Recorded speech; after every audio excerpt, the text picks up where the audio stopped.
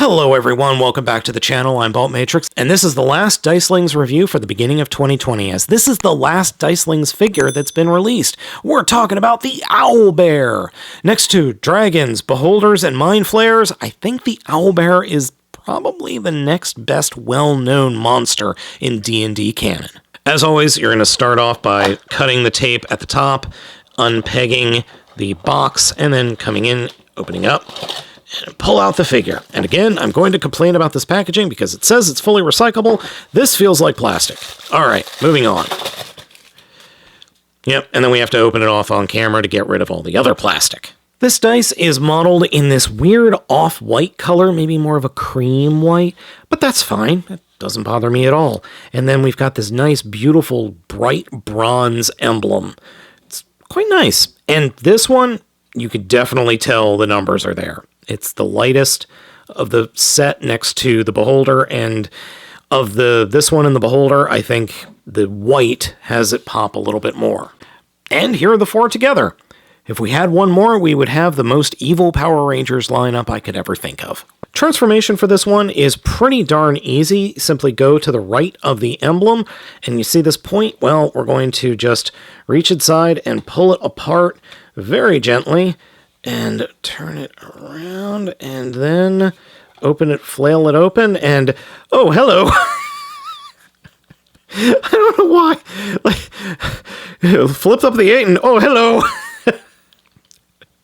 And then just open it all the way up. I don't know why that just makes me like go like, ah! Pull the legs out a little bit and straighten them out, and then turn the feet around. One of the things that I've noticed, dang it, I did it again. When you straighten out the feet, I have a tendency to pull the ball joints off the toes.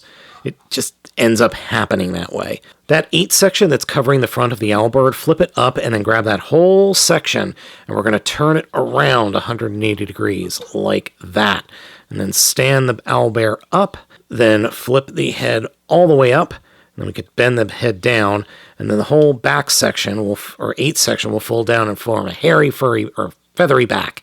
And then come to the arms and flip out the hands and flip out the, well, feathery bits, and oh, there's a part of the packaging right there.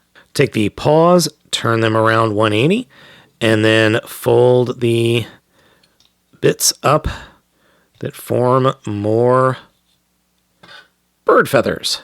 And do the same thing on the other side. Pull those panels out, flip the paw up, turn it around 180 degrees, take the one section and flip it flush, and then bring the other section and flip it down, and that's it. And yes, I realize that the arms look a little weird. That's the way the directions say to do it. Now, I will freely admit that this isn't exactly what I was hoping for when they announced that the OWLBEAR was out, and you might have caught me on Giant Robot News showing or saying that I was really excited for the OWLBEAR, and I was. And while I am happy with it, it is a little bit on the fugly side.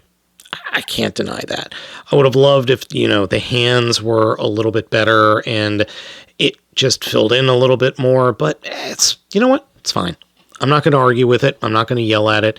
It's absolutely okay and is perfectly serviceable, especially if you've got your own D&D campaign going and you need, well, and if you need an OWLBEAR. I love the texture work that they've been doing on these, and I don't know if I harp on that enough, but the texture is there.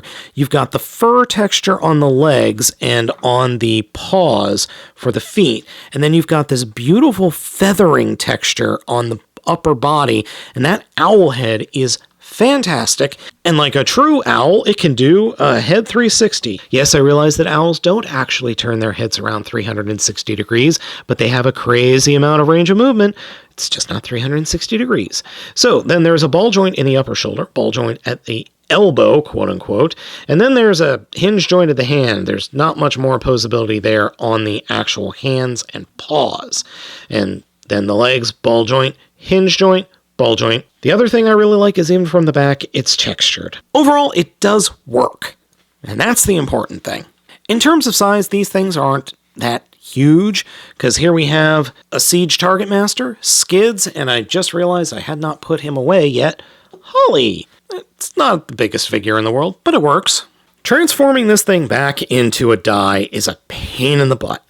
Start off with, take the feet and turn them around. Come to the back and flip up this entire section and push it forward with the head pushed all the way forward, or as far forward as you could get it, like that. Grab the entire front section, turn it around 180 degrees, and then collapse the knees very carefully, hoping that you do not pop the ball joint. If you do, it's fine. Now coming back to the paws. Take the paws and turn them 180 degrees. Fold out the first panel, and then fold the paw up into the body, and then close the panels up on each other. These ball joints for the shoulders are on hinges. You push them down, and then you turn the arm in like that. Then you turn the arm in and bring it up to the top of the ball, or to the top of the dice, and then bring the entire shoulder down and just work with it until you can get everything lined up. It's a pain in the butt.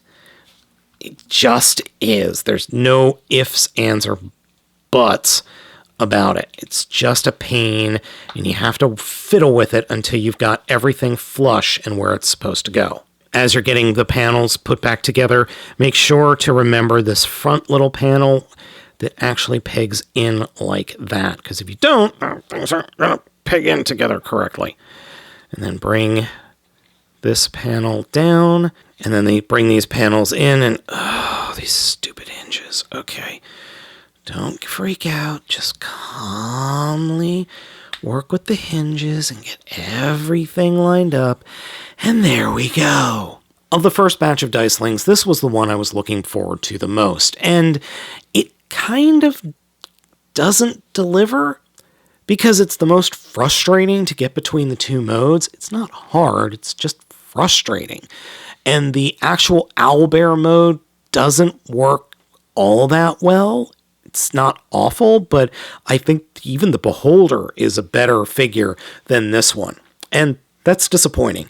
So, of all of them, I would actually recommend this one maybe the least right now. It might grow on me after I'm done this review and fiddle around some more. Alright everybody, thank you so much for watching this video review. As always, I am Baltmatrix. I'm going to ask you to let me know what you think down in the comments, and I will catch you all next time.